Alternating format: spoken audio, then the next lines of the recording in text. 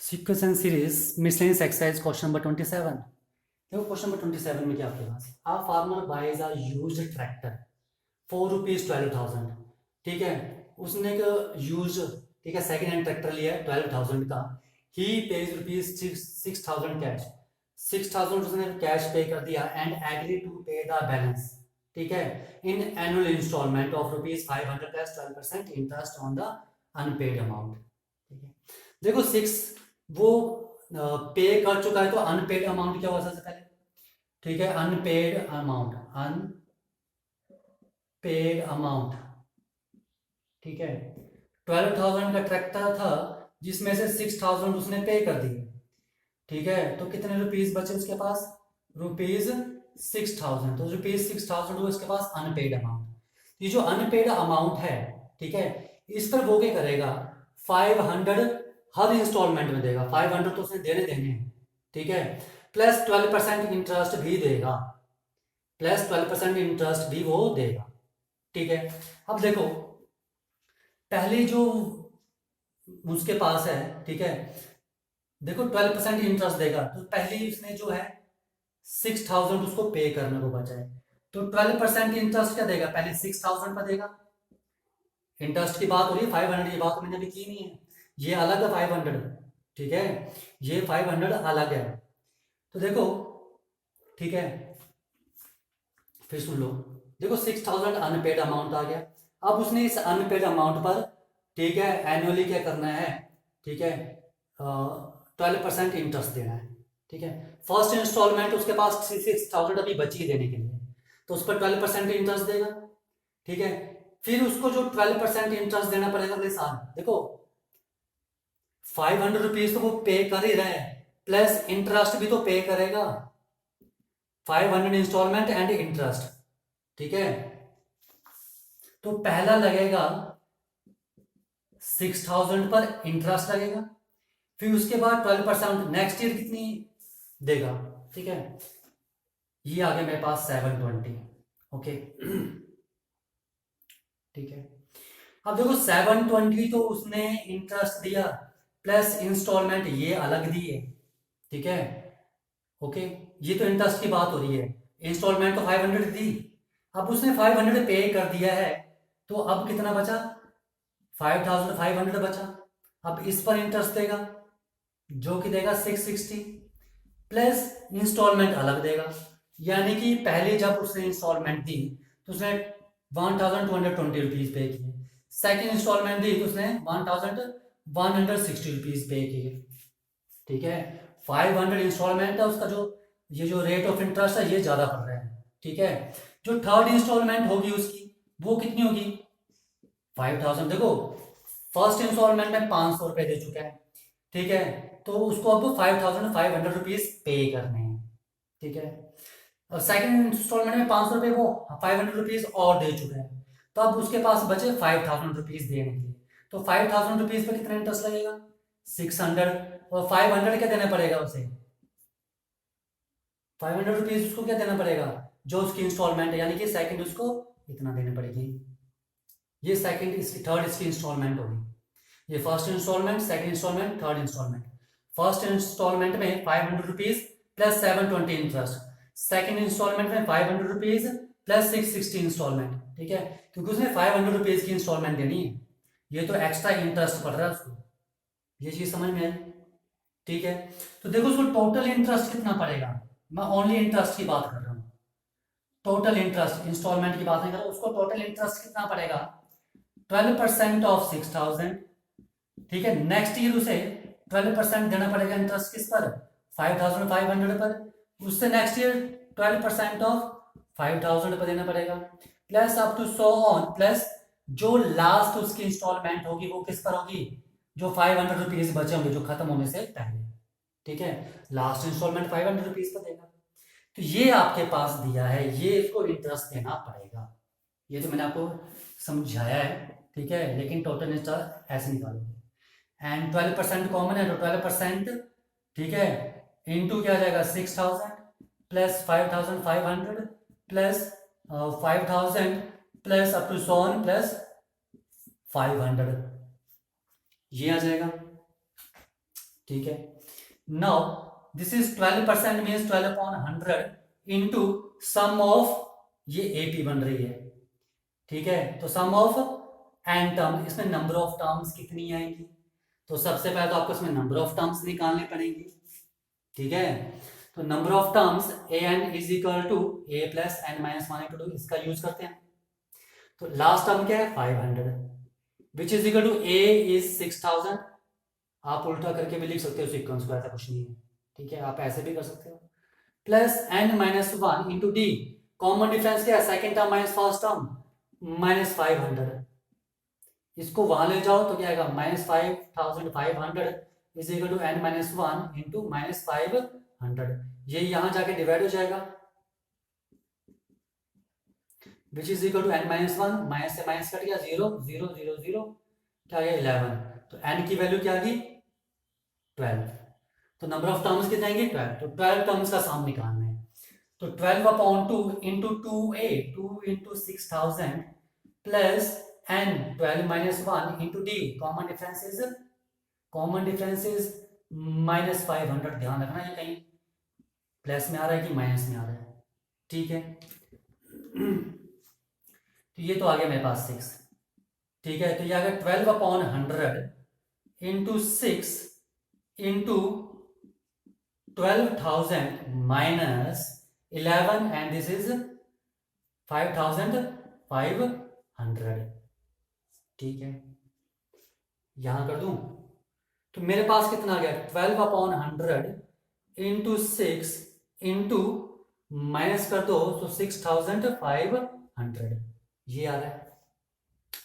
तो 0 से 0 0 से 0 कट गया एंड कितना आ गया 12 इंटू 390, ठीक है, and which is equal to 4680 rupees, इतना तो वो इंटरेस्ट पे करेगा, ठीक है। ये आया उसने इंटरेस्ट पे किया, ये चीज समझ में आई, ठीक है। एक बार फिर सुन लो इसको ढंग से, क्वेश्चन समझ में आया तो कोई फायदा नहीं है। उन्होंने पूछा था, उन्होंने बोला था कि उसने सेकंड हैंड ट्रैक्टर लिया 12,000 का और उसने 6000 रुपीज कैश पेमेंट कर दी, तो अनपेड अमाउंट वो उसका 6000, ठीक है, and agree to pay the balance, ये जो बैलेंस है इसे वो पे करेगा इंस्टॉलमेंट में 500 रुपीज की इंस्टॉलमेंट देगा, ठीक है। यानी कि फर्स्ट इंस्टॉलमेंट भी 500 की, सेकंड भी 500, थर्ड भी 500, फोर्थ भी 500, ऐसा करके वो इंस्टॉलमेंट देगा हर साल, लेकिन इस पे जो है वो इंटरेस्ट लगेगा, इस पर भी इंटरेस्ट लगेगा, इस पर भी इंटरेस्ट लगेगा, इस पर भी इंटरेस्ट लगेगा, ठीक है। अब देखो जो पहले साल वो जो पेमेंट है देने को, फर्स्ट साल उसको है 6000 पेमेंट उसने देनी है, तो 6000 पर कितना इंटरेस्ट लग जाएगा 720 तो खाली इंटरेस्ट आया, प्लस 500 क्या आया जो उसने इंस्टॉलमेंट देनी है, यानी कि फर्स्ट इंस्टॉलमेंट टोटल उसको इतनी पड़ेगी इंटरेस्ट के साथ, ठीक है। अब 500 ये तो देखो ओनली इंटरेस्ट है, आपने इंस्टॉलमेंट का भी 500 रुपीज ही दिया है, तो नेक्स्ट इंस्टॉलमेंट आपके पास बची है देने के लिए 500 ही, लेकिन कितने में से 5500 में से, ओके, ठीक है। देखो सेकंड इंस्टॉलमेंट 500, फर्स्ट इंस्टॉलमेंट 500 दी, ठीक है, तो उसके पास बची अब इतने रुपीज देने के लिए, अब इस पर भी इंटरेस्ट लगेगा, इतना इंटरेस्ट लगा, ठीक है, प्लस उसने एक इंस्टॉलमेंट और दे दी, अब उसको बचा 5000 देने के लिए, ठीक है। ये नहीं कि 1220 माइनस कर दिए, माइनस तो 500 ही होंगे क्योंकि ये ओनली इंटरेस्ट है, ठीक है, ये इंटरेस्ट है और ये इंस्टॉलमेंट्स हैं, ये इंस्टॉलमेंट्स हैं, ठीक है। तो ये 6000 देने के लिए ओनली इंस्टॉलमेंट माइनस होगी, ये तो इंटरेस्ट एक्स्ट्रा देना ही पड़ेगा, ये मैंने टोटल इंटरेस्ट निकाल लिया, टोटल इंटरेस्ट उसको इतना देना पड़ेगा, ठीक है। अब उन्होंने लिखा था कि how much will tractor costing, उसको ट्रैक्टर कितने का पड़ेगा, ठीक है, उसे ट्रैक्टर कितने का मिलेगा, ठीक है। तो ट्रैक्टर कॉस्ट क्या जाएगी, ट्रैक्टर कॉस्ट उसे कितनी पड़ी 12,000 रुपीज तो उसने पे किए ही हैं, ठीक है, जो उसने खरीदा, ठीक है, प्लस इंटरेस्ट जो उसने इंटरेस्ट दिया था, यानी कि आ गया 16,680 रुपीज, तो उसको 16,680 रुपीज़ का उसे ये ट्रैक्टर मिलेगा।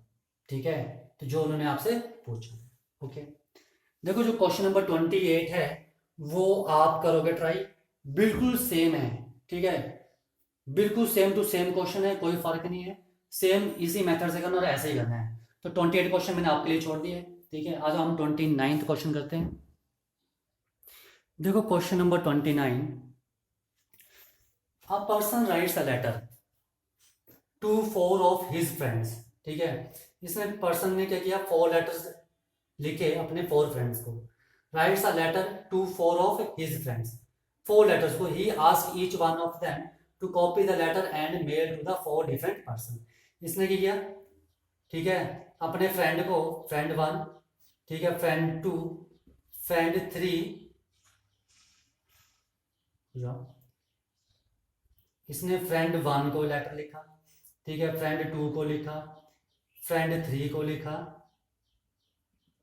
ठीक है, और 4th फ्रेंड को इसने लेटर लिखा। 4 लेटर, ये a person writes a letter to 4 of his friend, उसने अपने 4 फ्रेंड्स को लेटर लिख दिया। ओके, ठीक है, अब आगे का he ask each one of them, हर एक को वो बोल रहा है copy the letter and mail to 4 different person. ठीक है, 4 डिफरेंट पर्सन को, हर बंदे ने 4 डिफरेंट पर्सन को लेटर कॉपी करके सेंड करना, यानी कि ये 4 पर्सन को P1, P2, P3 and P4 को सेंड करेगा। ये भी 4 पर्सन P1, P2, P3, ये भी P4, मतलब अलग अलग पर्सन है। ठीक है, ये भी P1, P2, P3 और P4, ये यार 5, 6, 7, 8 एंड दिस इज 9, 10, 11, 12। वैसे ये 13 पर्सन, 14 एंड 15 एंड 16, ये चीज समझ भाई। इस पर्सन ने किया, अपने 4 फ्रेंड को लेटर लिखा। ठीक है, ओके, तो यहां पर मेरे पास ये आ गया। ठीक है, 4 फ्रेंड, उसने लेटर लिख दिया, ये चीज आ गई। नेक्स्ट उसने बोला, इंस्ट्रक्शन पास की कि इस लेटर को कॉपी करो और हर पर्सन जो है वो 4 पर्सन को लेटर सेंड करेगा। तो यहां पर मेरे पास क्या बन गया, 16, यानी कि 4 स्क्वायर। ठीक है, और इंस्ट्रक्शन दिए कि they move the chain similarly, ये चेन ऐसे मूव करेंगे, यानी कि ये भी 4 पर्सन को लेटर कॉपी करके भेजेगा, ये भी 4 पर्सन को, ये भी 4 पर्सन को, ये भी 4 पर्सन को, ये भी 4 पर्सन, ठीक है, ये भी 4 पर्सन, ठीक है, ये भी 4 पर्सन, ये भी 4, ये भी 4 पर्सन, ये भी 4, ये सभी क्या करेंगे, 4 पर्सन को कॉपी सेंड करेंगे। ठीक है, ये भी क्या करेंगे, 4 पर्सन को कॉपी सेंड करेंगे। ठीक है, तो ध्यान से देखो, तो मेरे पास ये क्या बन रहा है, जीपी बन रही है। जब इसने लेटर भेजा, कितने पर्सन को भेजा, 4 पर्सन को। ठीक है, इन 4 पर्सन ने आगे जो लेटर भेजा, तो कितने लेटर पास हुए, 16 4 स्क्वायर। तो जब थर्ड टर्म में आएगा तो कितने होंगे, ठीक है, ये भी 4 4 4 4। ठीक है, यानी कि मेरे पास क्या हो जाएगा, ये 4 क्यूब लेटर फॉर्म हो जाएंगे।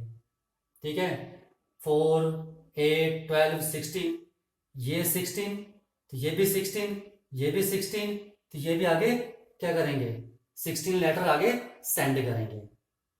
ठीक है, देखो ना एक बार फिर से देख लो, इसने क्या किया, 4 आगे लेटर सेंड कर दिए 4 फ्रेंड्स को, 1 2 3 4, 4 लेटर्स आगे। इन सभी ने आगे क्या किया, ठीक है, अपने 4 कॉपी भेज दी है। इसने भी 4, इसने भी 4, इसने भी 4, इसने भी 4, कितना आ गया, ठीक है, 1 2 3 4, ये आगे मेरे पास 16, यानी 4:3। अब यहां पर भी इंस्ट्रक्शन पास की कि हर पर्सन आगे 4 लेटर्स देगा, ये भी 4 लेटर्स देगा, ये भी 4, ये भी 4, ये भी 4, यानी कि इस ग्रुप में मेरे पास 16 बन रहे हैं, वैसे इस ग्रुप में मेरे पास 16, वैसे इस ग्रुप में मेरे पास 16, वैसे इस ग्रुप में मेरे पास 16 लेटर बनेंगे। कितना आ गया ये, ठीक है, 64, 64 का मतलब है 4 क्यूब, वही तो लिखा मैंने 4 क्यूब, आया समझ में। तो ये मेरे पास क्या बन रही है, जीपी बन रही है। और ये कब तक लेटर भेजेंगे, लिखा है इन्होंने, ठीक है, कि find the amount spent on the postage when 8th set of letter is made, यानी कि 8th लेटर, ठीक है, 4/8 आएगी इसकी लास्ट टर्म। ये चीज समझ में आई? ओके, ठीक है। 8 देखो, this is a first set, second, ये फर्स्ट सेट आ गया 4, सेकंड सेट में मेरे पास ये आ गया, थर्ड सेट ये आ गया, तो 8 सेट में क्या आएगा 4/8। तो ये मेरे पास क्या बन रहा है, जीपी बन रहा है। ठीक है, अब इन्होंने लिखा क्या था, फिर से देखो, assuming that the chain is not broken and that is cost 50 पैसे to the mail one letter। एक लेटर को मेल करने का 50 पैसे लग रहा है। तो 8th सेट तक जितने लेटर मेल हो चुके हैं, मान लो x लेटर मेल हो चुके हैं, ठीक है, यहां पर फर्स्ट सेट में 4 लेटर मेल हुए, सेकंड में 16, ठीक है, थर्ड में 64, ठीक है, वैसे 8 तक 4/8। ये जो सभी लेटर, जितने नंबर ऑफ लेटर पोस्ट हुए हैं, यानी कि सम ऑफ 8 टर्म्स पूछा मेरे से, ठीक है, ये चीज है। ओके, ठीक है, तो इन्होंने बोला ये जो सभी लेटर पोस्ट हो चुके, कितने लेटर पोस्ट हुए, S8 लेटर पोस्ट हो गए, ठीक है, और एक लेटर का कॉस्ट 50 पैसे है, 50 पैसे यानी 50/100।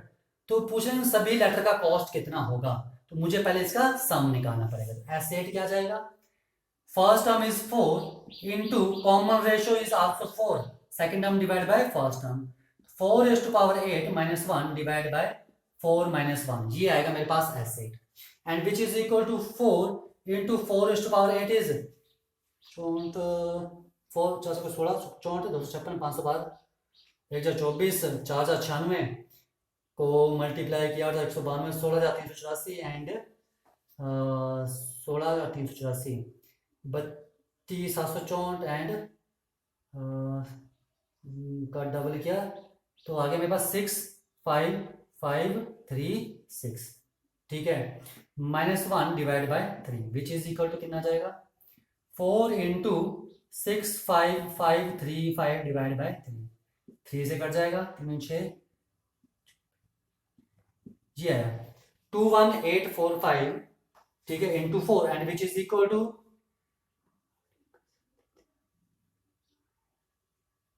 0 2 16 18 8 1 असर 4 32 3 3 4 3 7 7 8 8780 इतने लेटर उन्होंने भेजे हैं, 87380 लेटर भेजे हैं, ठीक है, ये चीज समझ में आ गई।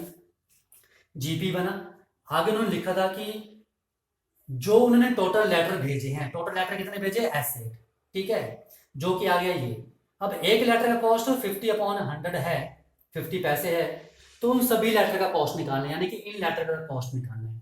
तो टोटल कॉस्ट क्या जाएगा मेरे पास, total cost is equal to 50/100 into 387380, तो क्या आ गया 2 से किया तो कितना आ गया 43690, ठीक है, तो ये आएगा मेरे पास टोटल कॉस्ट। तो 43,690 रुपीज जो आएगा मेरे पास टोटल कॉस्ट आएगा इन सभी लेटर्स का जो वहां पर आगे मेल हुए थे, ठीक है, तो ये क्वेश्चन था। ओके, आ जाओ नेक्स्ट क्वेश्चन करते हैं। देखो question number 30, a man deposit ₹10,000 in A bank at the rate 5% simple interest. देखो कितना रुपीज वो डिपॉजिट कर रहा है, डिपॉजिट किया उसने ₹10,000, ठीक है, एंड रेट ऑफ इंटरेस्ट कितना है उसका, rate of interest is 5% interest है, ठीक है, तो उसे एक साल में कितना इंटरेस्ट मिलेगा, interest in 1 year simple interest है ये, ठीक है, तो कितना मिल जाएगा 5/100 इंटू 10,000, यानी कि उसे एक साल का 500 रुपीज मिलेगा, ठीक है। तो इन्होंने पूछा है find the amount in the 15th year since he deposit, ठीक है, तो उसे कितना अमाउंट मिलेगा, तो देखो amount in 15th year, 15th year में कितना अमाउंट मिलेगा, देखो 15th ईयर में उसको कितना अमाउंट मिलेगा, एक तो जो उसने डिपॉजिट कराया होगा प्लस जो उसे इंटरेस्ट मिला होगा। देखो उसे कितना इंटरेस्ट मिला हर साल, पहले साल 500 रुपीज, सेकेंड ईयर भी 500, थर्ड ईयर भी 500, फोर्थ ईयर भी 500, ठीक है, और अप टू सो ऑन, जो लास्ट ईयर मिला होगा उसको वो भी 500। ठीक है, तो ये उसका टोटल अमाउंट आएगा। अब बात आती है कि ये कितनी बार ऐड होगा। ठीक है, ये चीज समझ में आ गई। सिंपल इंटरेस्ट आपको एनुअली दिया है, तो उसको हर ईयर जो है 500 रुपीज इंटरेस्ट मिलेगा। ठीक है, दिस इज 500। ठीक है, तो उसे हर साल कितना इंटरेस्ट मिलेगा, 500। तो देखो, तो पूछा है कि अमाउंट कितना मिलेगा उसे 15th ईयर में। 15th ईयर में, ठीक है, देखो 15 में उसको कितना अमाउंट मिलेगा, जो उसे ऐड, जो डिपॉजिट रहेगा प्लस जो उसको इंटरेस्ट मिलेगा। अब बात आती है कि ये टर्म्स कितनी है। ठीक है, देखो इन्होंने बोला 15th ईयर, यानी कि 15 ईयर कंप्लीट नहीं हुए, 15th ईयर में, तो उसे ये कितने मिलेगा, ये आएगी मेरे पास 14 टाइम्स।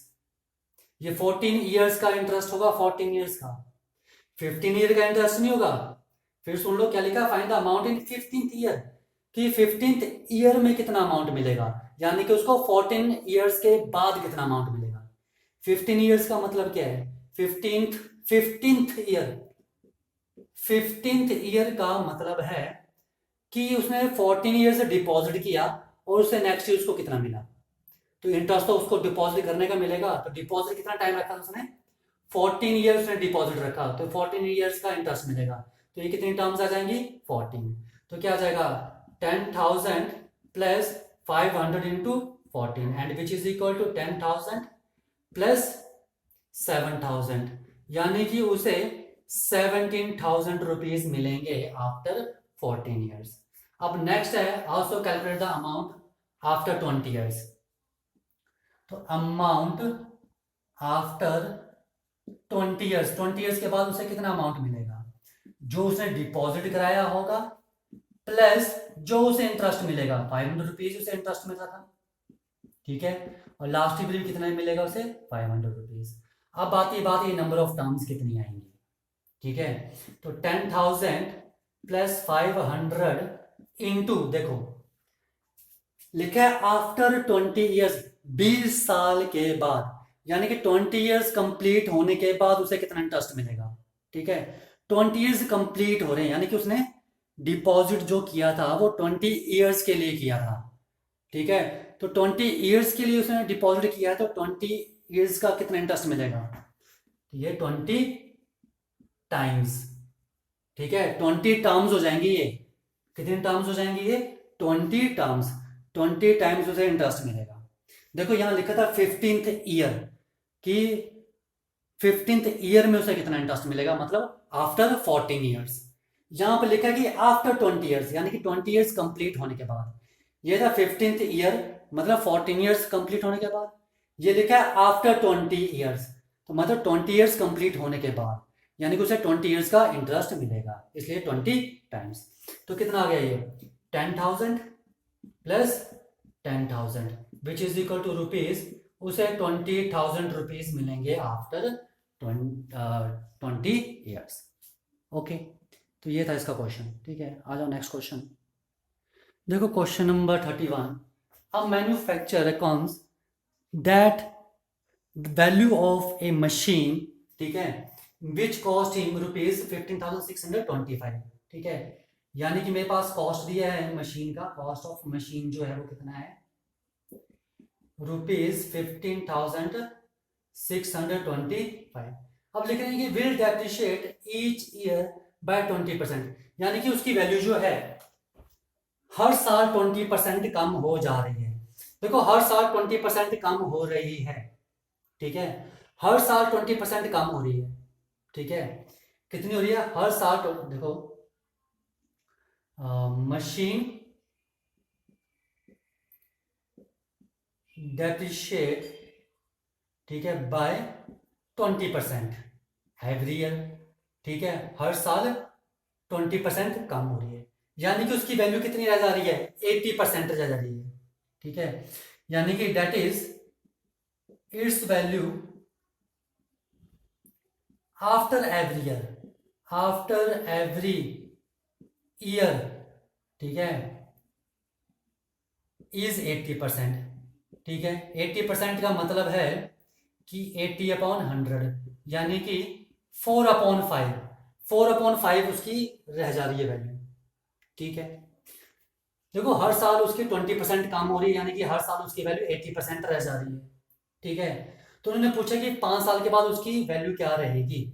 देयरफॉर द वैल्यू, ठीक है, eight the end of 5 years, 5 years के बाद उसकी वैल्यू क्या रह जाएगी।